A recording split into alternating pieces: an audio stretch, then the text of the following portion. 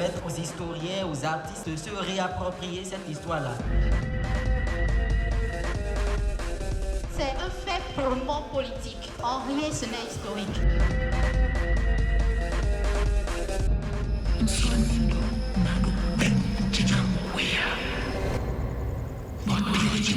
Not